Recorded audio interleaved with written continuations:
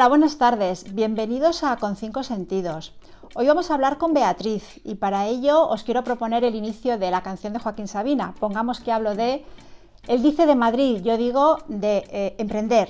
Emprender, que hoy en día es una palabra que está muy de moda, pero que no es nada fácil, porque emprender implica tener un sueño, querer cumplirlo y ponerle todas tus ganas, toda tu pasión, toda tu energía, y a veces no es fácil. Los caminos no son fáciles, a veces te tienes que parar, otras veces caminas pero vas dando rodeos y nunca sabes si realmente lo vas a poder conseguir o no.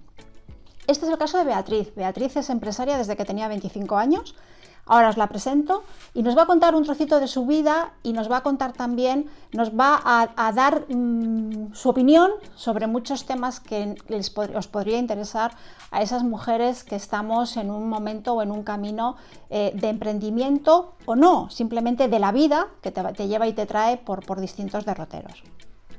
Hola Beatriz, buenas tardes, ¿cómo estás? Muchas gracias por estar con nosotros. Hola Teresa, ¿cómo estás? Estoy fenomenal y yo encantada de poder estar con vosotros esta tarde. Tú creaste una empresa de la nada, sí, desde muy jovencita, sí. Tenías 25 años, sí. Y en aquel momento decidiste, bueno, era supongo tu sueño, y junto con tu pareja decidís montar una empresa y os lanzáis, digamos que os lanzáis al ruedo, ¿no? ¿Cómo fue esa experiencia? Sí. ¿Cómo la viviste? ¿Qué aprendiste?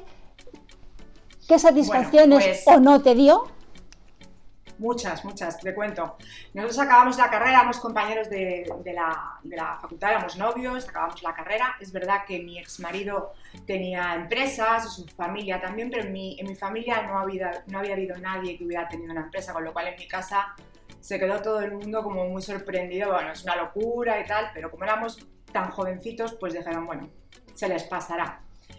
Pues nosotros estábamos licenciados en Ciencias Políticas y Sociología, empezamos a trabajar lo que era nuestra área de conocimiento, y los primeros trabajos que nos surgieron fueron unas investigaciones de carácter socioeconómico en muchos pueblecitos de la provincia de Toledo, y nuestro sueño era presentar proyectos europeos. Entonces presentamos un proyecto europeo, un Equal, y salió. En el año 2001 ganamos nuestro primer proyecto europeo y gestionamos durante 2 años y medio 3 millones de euros. Una barbaridad. Muchísimo dinero. O sea, con 26, 27 años es algo que no, menos mal que es inconsciente y no te das cuenta de lo que está pasando. Del riesgo. Sí, exactamente. Y sobre todo de la responsabilidad que teníamos, ¿no? Y bueno, pues aquello empezó a funcionar muy bien. Pasamos de ser 2 personas en un despacho de 14 metros cuadrados en el edificio España, que es un sitio para mí entrañable. Además es precioso. A tener unas oficinas pues, de más de 100 metros cuadrados, y en el periodo de 3 años y medio una plantilla entre fija y temporal, en algunos picos de 70 personas, etc. Madre mía, es un buen tamaño. Sí, entonces lo que ocurrió fue que era la inexperiencia lo que te lleva a tomar decisiones a veces pues equivocadas. Y yo me di cuenta de que podíamos morir de éxito, porque yo me daba cuenta que no tenía estructura ni mental, ni experiencia profesional, ni madurez personal para poder acometer aquello. Entonces decidí que había que rodearse de personas que pudieran ayudarnos. Entonces pues empezamos a contratar a algunas personas de más edad que nosotros, y luego mi padre, que ha trabajado siempre en grandes empresas, que no estaba trabajando en ese momento, pues me ayudó mucho a estructurar mi cabeza. Como experiencia profesional para mí ha sido la mejor de mi vida, porque eres independiente, tomas tus propias decisiones, te equivocas, te tienes que volver a levantar, asumes muchas responsabilidades, pero desde tu propia libertad y desde cómo te gusta a ti hacer las cosas. Imprimes tu carácter y tu personalidad en los proyectos. Supongo que te aporta madurez también, ¿no? Madurez en el momento de decir, bueno, ya sé lo que es tener un negocio, yo sé lo que es tener a 70 personas a mi cargo, tengo que mirar por ellas, o sea, distintas áreas que cuando trabajas en una empresa para terceros, tú conoces una, dos, depende de lo inquieto que seas y te vas moviendo, pero tú eras desde el director de recursos humanos, el director de marketing, el de ventas, el de todo. Todo. Entonces, es verdad que empezó a haber una serie de fricciones luego ya era mi marido, nos casamos. Bueno, pues porque los egos en todos los sitios son la peor cosa que nos podemos encontrar, y cuando además el ego lo sumas a la inmadurez, pues hay una mezcla muy explosiva. Entonces yo, como vi esto venir, decidí y hablé con él y dije, mira, tú te dedicas a la parte más comercial, más de cliente, y déjame a mí dentro de la oficina organizar los proyectos, que a mí no me gusta exponerme tanto, y así evitamos conflictos, ¿no? Claro. Y bueno, pues fueron 8 años muy bonitos, sacamos adelante muchos proyectos europeos, yo conocí muchos países, muchas personas con formas de enfrentar las mismas situaciones de manera diferente, te abre la mente y aprendí mucho. Yo desde luego lo que sí tengo muy claro es que luego he trabajado por cuenta ajena durante mucho tiempo, pero para mí es el mejor estado profesional que he tenido. Sin embargo, estáis en pleno éxito, os va fenomenal, sí. Pasan esos 8 años y llega el momento y dices, bueno, esto decides no continuar, sí. Decides parar.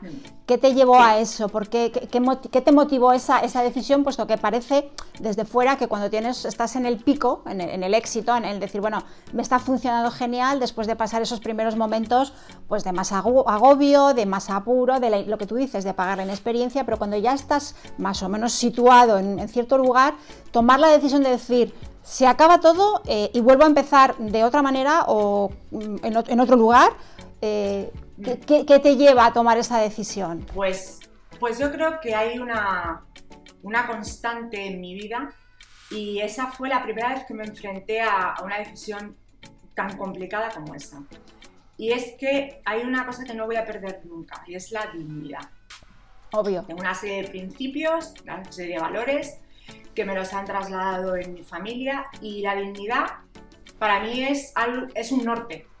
Es un norte. Entonces, ¿qué pasó?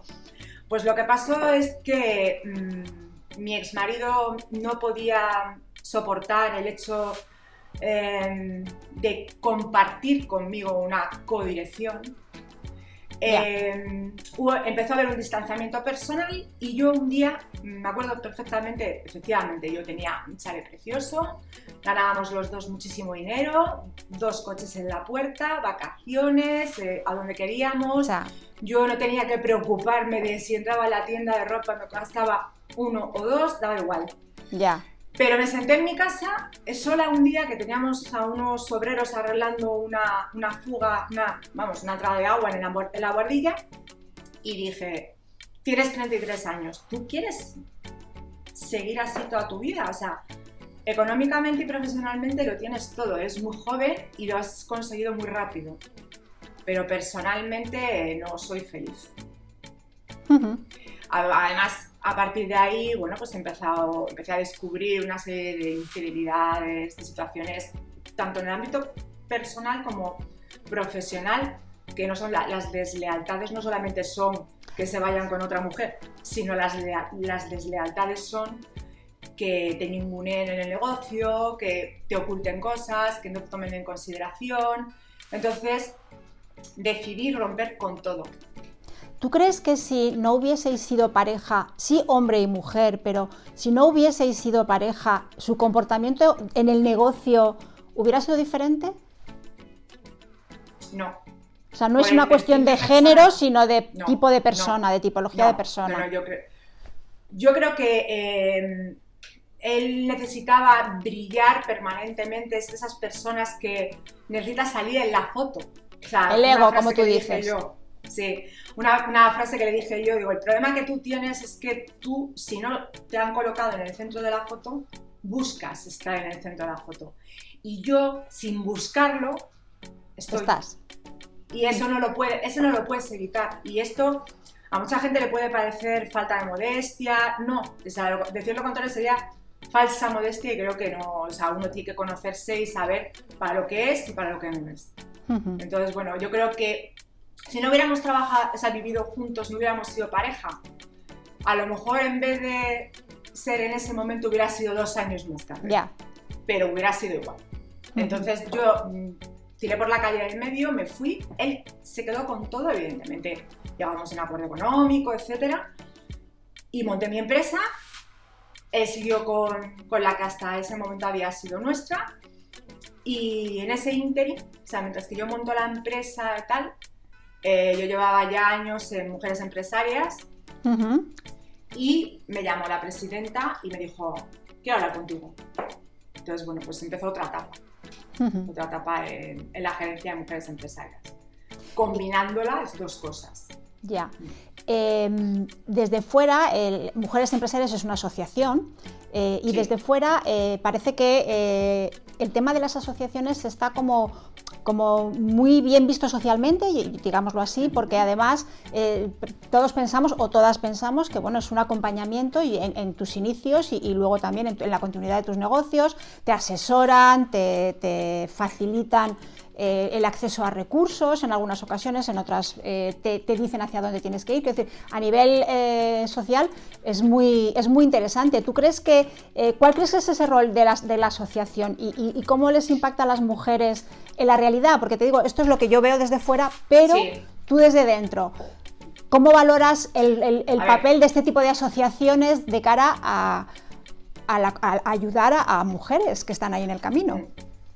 A ver, hay dos vertientes clarísimas. Yo soy una auténtica convencida del asociacionismo de cualquier tema, porque considero que la unión es lo que hace conseguir adelantar y avanzar. Ahora, es verdad que las asociaciones empresariales, que es las que conozco en profundidad, pero he tenido mucha relación con los sindicatos y con otro tipo de organizaciones sin ánimo de lucro, y con esto no se puede generalizar.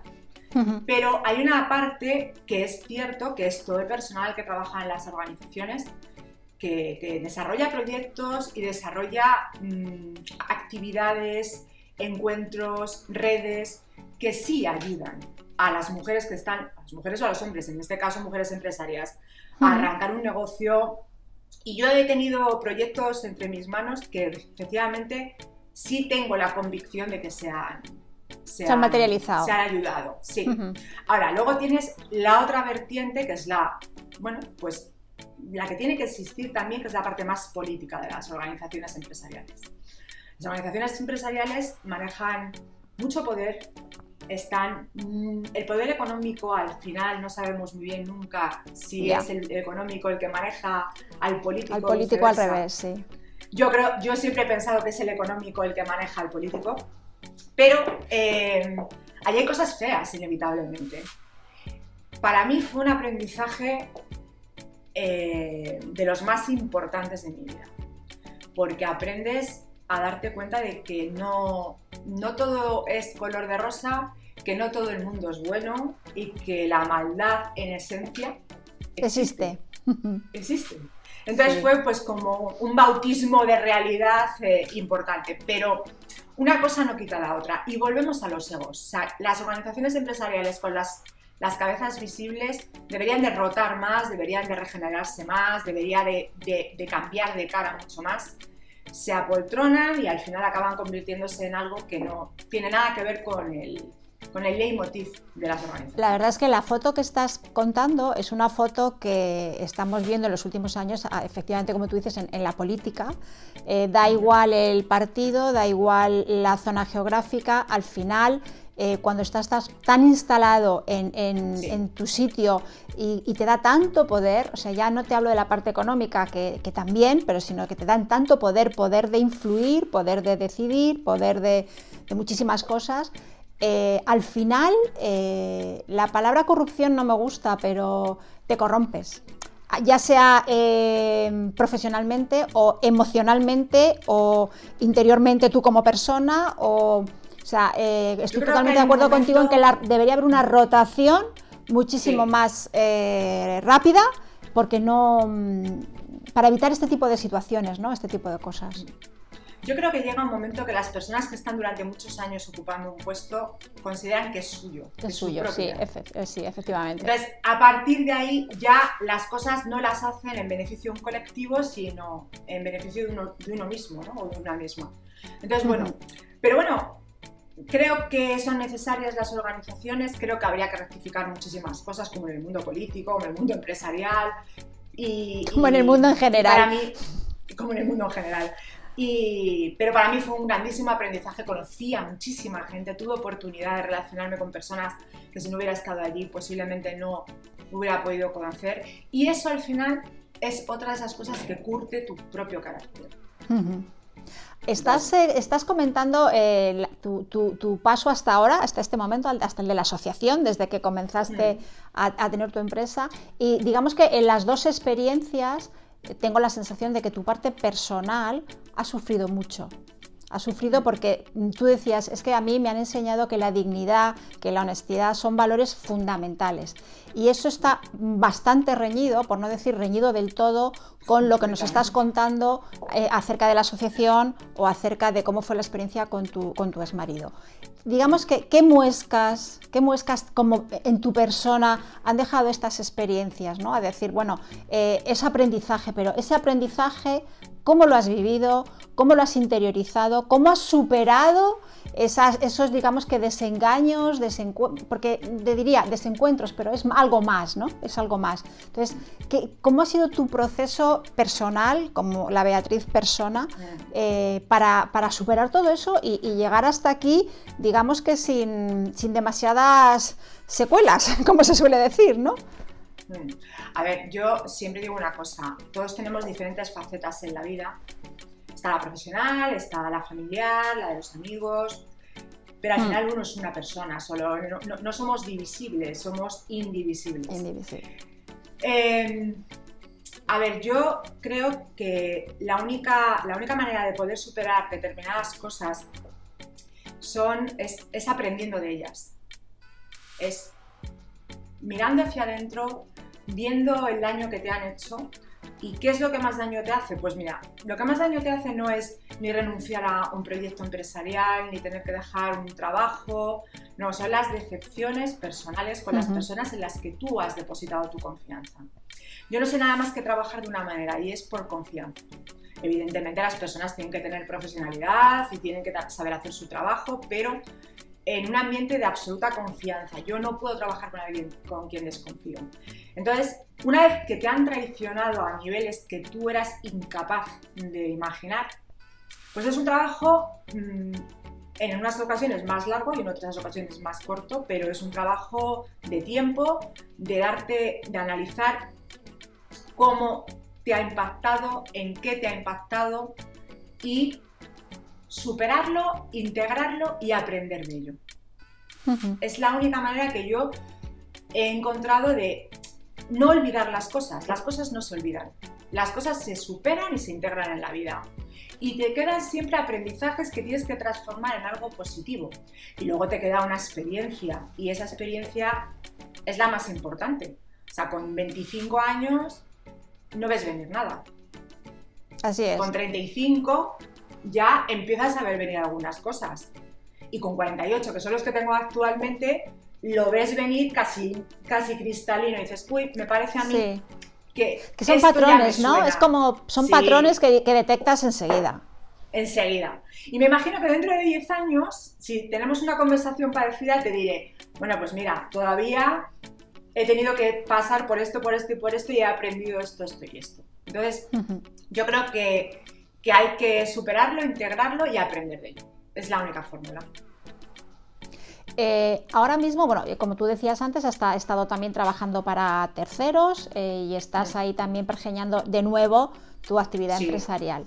¿Qué consejo le darías tú a las mujeres que nos estén escuchando y que están en ese momento de tomo la decisión de emprender, no la tomo, cómo es ese camino? ¿Qué les dirías? ¿Qué consejo les darías para que fuesen optimistas, persiguieran su sueño, pero que también fuesen realistas?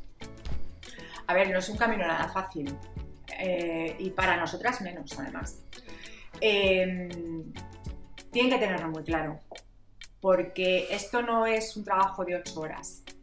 Esto es un trabajo y una carrera de fondo de tiempo. Primero tienes que tener la idea muy clara y no tirarse a la piscina. Yo siempre he dicho una cosa, los empresarios y las empresarias tenemos que asumir riesgos, sí, porque si no, no tendría ningún sentido lo que hacemos. Pero siempre controlado, siempre controlado. O sea, yo no me voy a tirar a la piscina sin agua. Entonces, para eso, pues tienes que hacer una buena prospección, saber si lo que tú quieres poner en marcha es factible, no es factible, hay mercado, no hay mercado, hay que hacerse un plan de empresa, hay que trabajar la idea. Y en ese plan de empresa muchas veces te das cuenta de que no es viable, pues porque es una idea pues prácticamente utópica. Una vez que tú ya has decidido eso, pues es ir dando pasitos. Y es decir, a ver, ¿cómo encuentro la financiación? Hay negocios que necesitan más financiación que otra. Claro. Y luego también es cierto que no todo el mundo vale ni tiene carácter para ser empresario. Porque requiere un compromiso y una dedicación muy importante. Ahora sí, las satisfacciones son inmensas. Entonces, tienes que tener un punto de utopía, tienes que tener un punto de riesgo y tienes que tener un punto de sensatez y luego tienes que tener mucho realismo, porque es solucionar un problema detrás de otro y además nadie va a venir a solucionártelo, ¿eh? Claro. Eres tú la que toma las decisiones desde el principio hasta el final y asumes las consecuencias. Es quizá el mejor consejo que podría dar a esas mujeres que ahora están dando vueltas. Además es un momento muy proclive a que ahora haya muchas mujeres que quieran dar ese salto, porque la situación que nos ha generado esta pandemia es caótica para nosotras, entonces están buscando alternativas. ¿Y por qué no? Pues claro que sí. O sea, claro. Yo animo a todo el mundo que quiera hacerlo, pero eso sí, con los riesgos muy medidos, porque si no puede ser el peor remedio que la enfermedad. Tú eres una firme defensora y luchadora de los derechos de las mujeres y de las libertades de las mujeres, tanto a nivel social como empresarial, tal como nos estás diciendo. Ahora mismo estamos en un momento en el que, por lo menos en mi caso, yo veo con cierta preocupación el hecho de que hay las nuevas generaciones, no digo todo el mundo, pero sí que hay muestras que cada vez son un poquito más amplias, en las que las relaciones entre chico-chica, hombre-mujer, digamos que tienen un recuerdo como un poco... un tufo como un poco antiguo, ¿no? Parece como que los chicos de hoy en día, no hablo generalmente, pero sí hay muestras cada vez más grandes que tratan a las mujeres como si fuesen de su propiedad, o sea, como si fuesen el nuevo vaquero que me he comprado en Levi's o algo similar, o las zapatillas últimas de no sé qué jugador de la NBA, ¿no? Y que las mujeres, las chicas en este caso, lo aceptan, digamos que como algo, incluso lo ven como positivo, ¿no? Como algo bueno para ellas. ¿Tú qué opinas de todo esto? A ver, a lo largo, vamos a ver, eso hay una involución en este momento. Hay una involución en los derechos, sobre todo no en los derechos de las mujeres, ahí vamos avanzando y de forma imparable, pero la percepción que tiene una generación determinada, que es a la que te estás refiriendo, es de que ya está todo conseguido. Entonces, nuestras madres, nuestras abuelas, nosotras mismas, cada una con nuestra edad y con una situación personal diferente, sabíamos que el recorrido era largo y que teníamos que estar peleando por tener y continuamente, pelea continuada. Continuamente, no puedes... Porque además hay un concepto en el cual yo no comparto, y es que nos llaman diversidad. Yo no me siento dentro de la diversidad. La diversidad son muchos colectivos con peculiaridades diferentes, pero minoritarios, a los cuales hay que atender a todos, porque todos tienen sus derechos. Es que nosotros somos el 52% de la población mundial. En todo caso, la diversidad sería a la inversa, pero no vamos a entrar en eso porque yo lo que creo es en la igualdad. Entonces, yo creo que hay una relajación de las chavalinas jóvenes en este sentido, y como tú dices, yo he asistido a comentarios de jolín, fulanita, mira, fíjate, es que tu novio te está diciendo que no te pongas eso porque te quiere mucho, porque está celoso. Claro, claro, mucho. Es que da temblores escuchar eso. Da miedo. Entonces,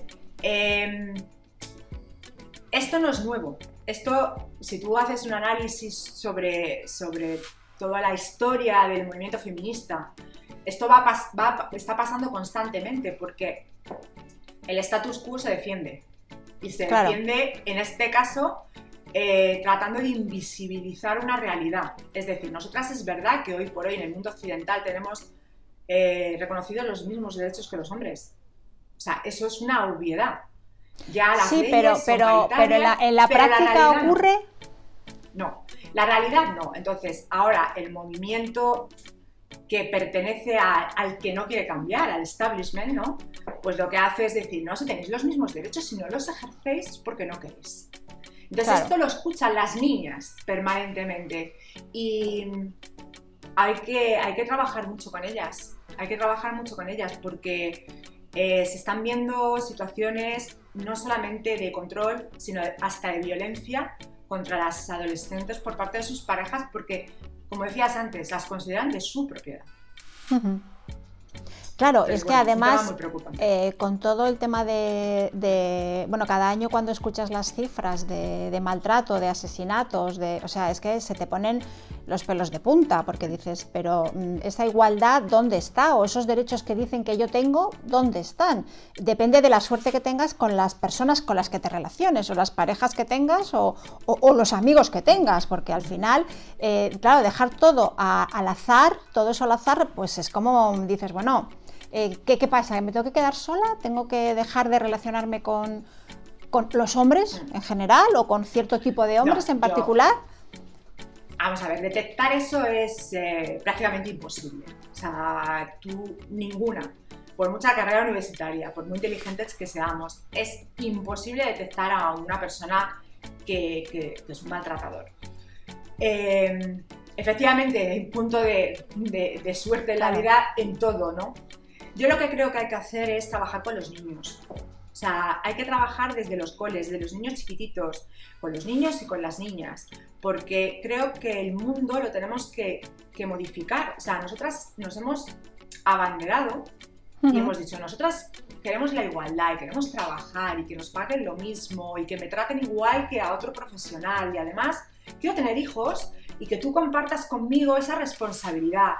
O sea, queremos ser iguales o por lo menos tener la posibilidad de elegir como hacen ellos. Eso es. Pero hemos entrado en una dinámica desde mi punto de vista equivocada, porque hemos entrado a buscar la igualdad en un mundo que han construido ellos por y para ellos durante siglos. Así es. Que es decir, que los hombres que viven ahora no son los responsables de esto, evidentemente, pero sin ellos este camino va a ser mucho más largo. Va a ser, esto ya no para nadie, va a ser, pero es verdad que va a ser más complicado. A más coste y con más coste, claro. Va a costar mucho más a todos los niveles. Los niños son el futuro y hay que construir un mundo común, sin sesgos ni masculinos ni femeninos, es un mundo entre todos. Eso no es fácil, eso es muy difícil porque todos nosotros estamos imbuidos de lo contrario. Entonces es difícil. Pero eso yo creo que es el único camino que hay, si no esto va a ser muy largo y muy duro también. Sí, estoy de acuerdo contigo, porque además es que a medida que avanzan los años, que parece que nuestra idea es que bueno, van pasando años y van mejorando las cosas. Siempre pensamos que el hecho de pasar significa avanzar, ¿no? O sea, va más tiempo, vamos avanzando. Nunca pensamos que ir puliendo más tiempo nos pueda llevar a una involución o a un retroceso, ¿no? Y la verdad es que es complicado porque te das cuenta, lo que te decía ahora, que esas reacciones, por ejemplo, juveniles que ves, dices, Dios mío, supuestamente esos chicos y chicas han estado educados de una manera como mucho más, digamos que democrática, ¿no? O como mucho más igualitaria, porque sí. Las madres pues, de mi generación y incluso de la generación ya de mi madre, que ya tiene 84 años, pues yo creo que han intentado siempre educar a partir de un cierto momento de una manera diferente, ¿no? Porque sí. Yo recuerdo que antes los chicos de la casa eran los reyes de la casa, o sea, si había hermanos y hermanas, el hermano era, la hermana tenía la obligación de servir al hermano. eso es así, pero ya llevamos muchos años en los que no se da esa circunstancia, ¿no? Y sin embargo, escuchar eso en chicos de 17, 16, 15, o sea, pues la verdad es que asusta un poco, asusta un poco. Sí. Ahora mismo decíamos que volvemos al tema empresarial y relacionado con las mujeres. Estás volviendo a ejercer esa faceta de empresaria. Sí. Estás en los albores, digamos, en el principio. ¿Cómo ves el futuro? ¿Cómo visualizas ese sueño que estoy segura y convencida de que nuevamente vas a materializar y no te va a costar nada? Bueno, costar va a costar. Pero con muchísima ilusión, porque he pasado años muy duros profesional y personalmente. Ha habido que calmar la vida, ha habido que reencontrarse con una misma y volver a recuperar pues, tu seguridad y tu autoestima que se quedó en algún momento por el camino. Y en esta ocasión lo voy a hacer con otra mujer. Con lo cual estamos muy ilusionadas y empezando a dar los primeros pasos. Estamos gratamente sorprendidas porque es verdad que estamos encontrándonos muchas puertas abiertas. Qué bien. Se están poniendo las cosas muy de cara y tocaremos madera, pero a ver si dentro de unos meses te puedo contar ya cosas mucho más concretas.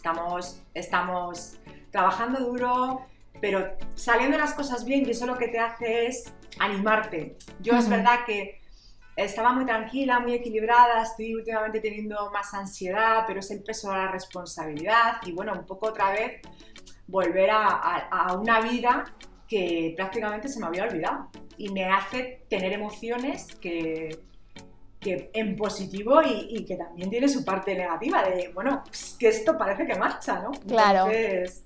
Entonces, pero sí, ahí estamos. ¿Cómo definirías a la Beatriz de hoy?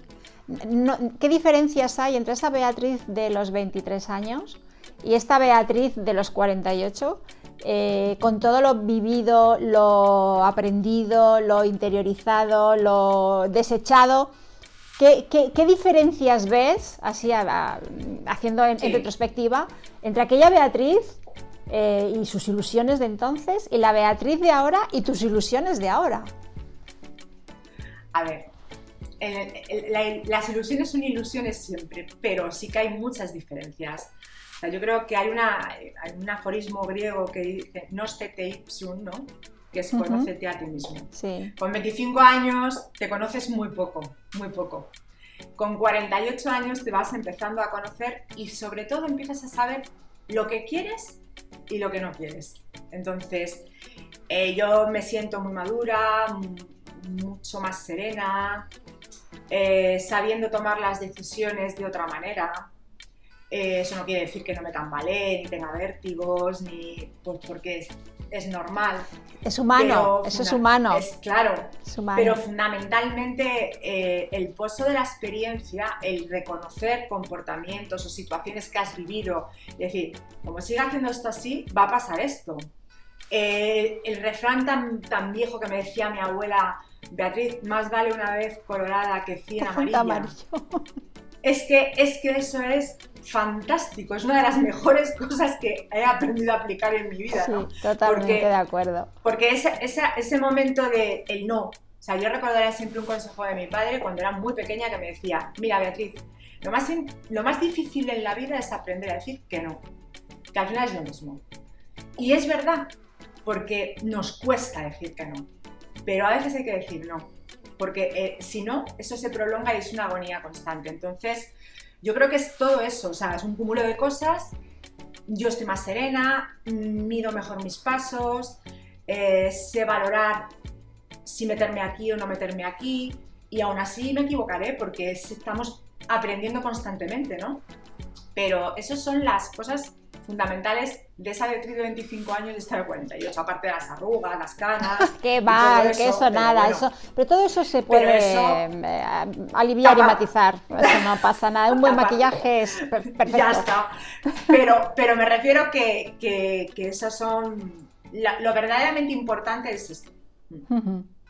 ¿cuál crees que es el papel que de ahora, o sea, que ya y a futuro deben jugar los hombres en esta sociedad para avanzar juntos? Para avanzar un poco de la mano y para que esas desigualdades que hasta ahora estamos viviendo las mujeres, hablo con carácter general, sean cada vez más pequeñas. Yo hace poco leía en un libro que cayó en mis manos justamente cuando hablaban de la conciliación versus la integración. O sea, no se trata de tiene que ayudarme mi marido en casa porque, sino se tiene que integrar y asumir que son también sus tareas.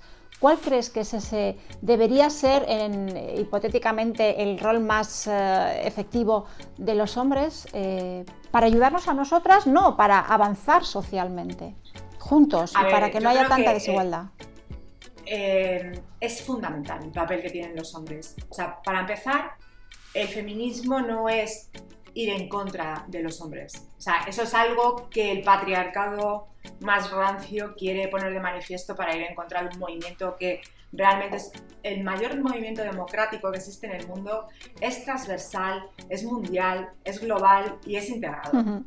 Yo no quiero que se le quiten derechos a nadie para dármelos a mí, ni a ti ni a ninguna mujer. Yo lo único que quiero es que podamos tener las mismas oportunidades en las mismas condiciones. Con lo cual, es cierto que ahora mismo, y voy a poner un ejemplo muy maniqueo para que se entienda muy claramente, ahora mismo hay mujeres con grandísimo talento en el mundo profesional y empresarial completamente invisibilizadas y completamente infrautilizadas.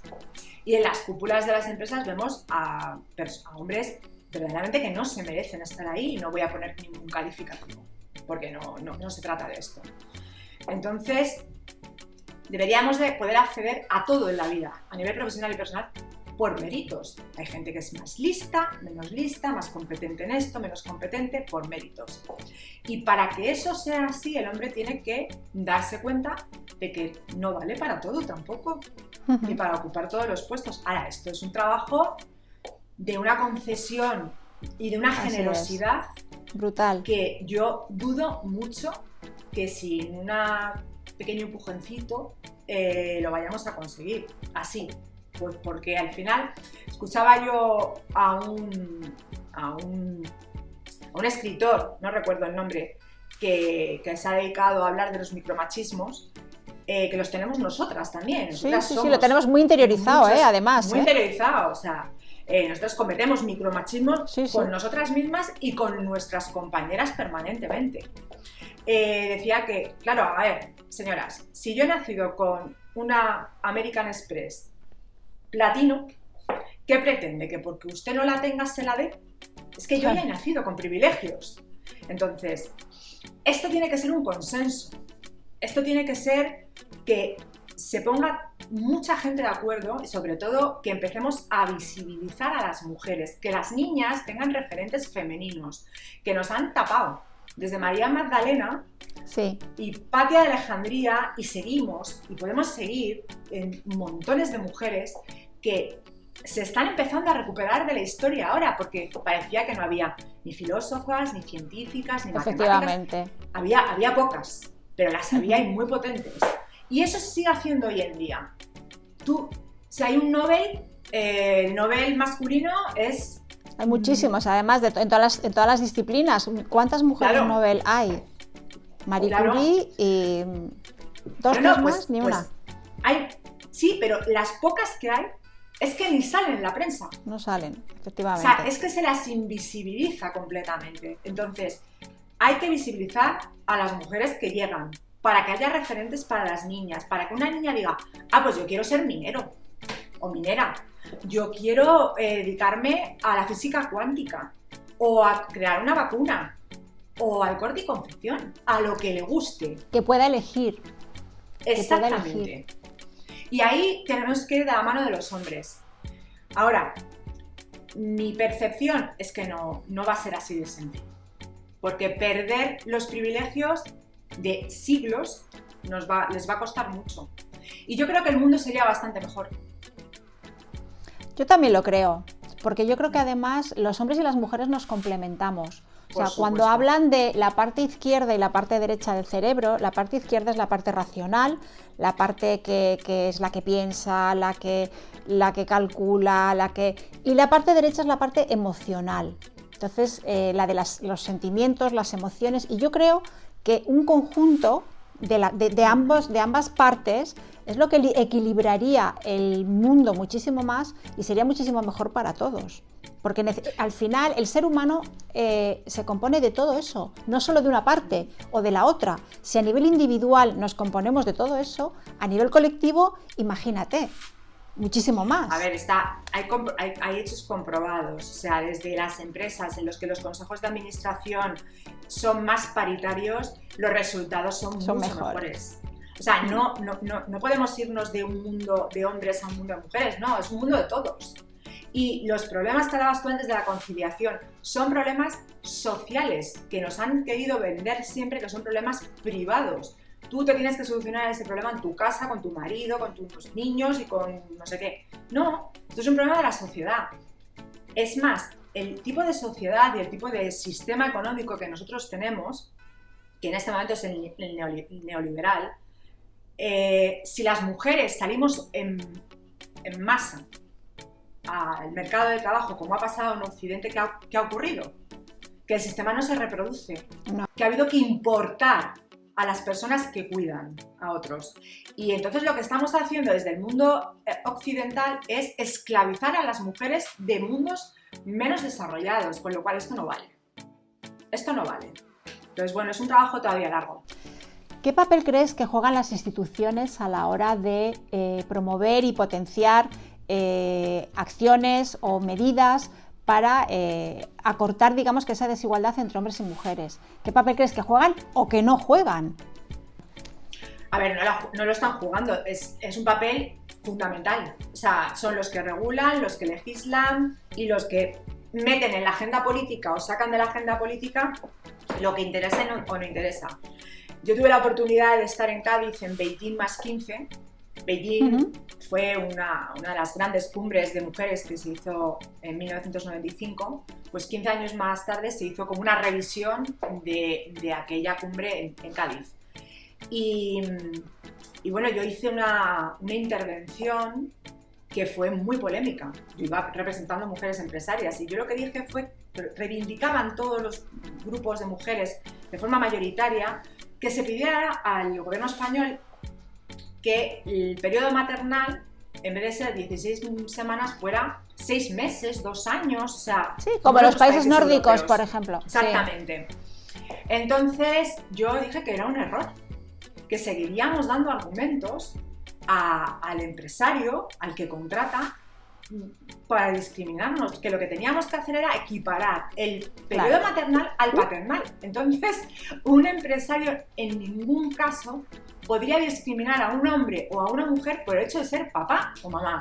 Bueno, yo creo que salía hasta en los periódicos, me llamaron machista, me llamaron de todo, pero sigo pensando lo mismo. Las administraciones tienen que articular fórmulas de...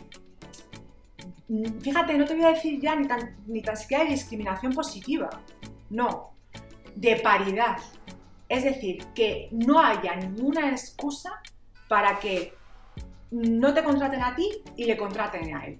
Que para lo que para nosotras es muy negativo, que es ser madres, para ellos es todo lo contrario, es muy positivo, porque les convierte en seres estables. Maduros. Exactamente. Estables.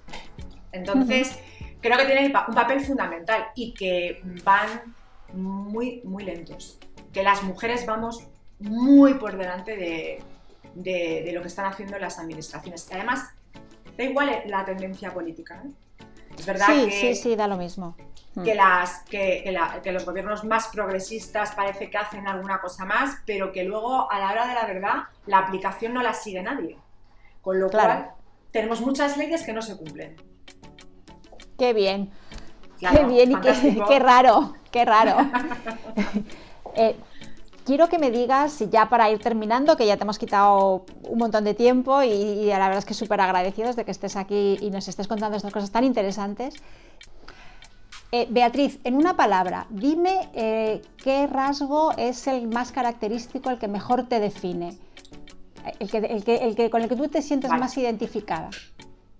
Esta ha sido la más difícil de todas, para reflexionarla yo, la más complicada, porque no, te voy a hacer trampas, te voy a decir dos, y es digna luchadora. ¿Por qué? Está bien. Porque al final mi norte es la dignidad, la honestidad. Intento luchar por lo que yo considero que es justo, sin pisar a nadie, sin hacer daño a nadie, eso sí, hasta el final. O sea, cuando creo en algo, argumento, sin ser maleducada, nunca hay faltar el respeto a nadie, pero hasta el final. Entonces creo que es lo que más me define. Pues perfecto, muy bien, te define muy bien. Muchas gracias. Muchísimas gracias, Beatriz, por estar con nosotros, por habernos contado un trocito de tu historia, de tu vida, de estas vidas que tienen luces y sombras, como no podía ser de otra manera. Todos. Pero de las que siempre aprendemos. De nuevo, muchas gracias, estamos en contacto y un beso muy fuerte. Fenomenal. Chao. Igualmente. Hasta luego.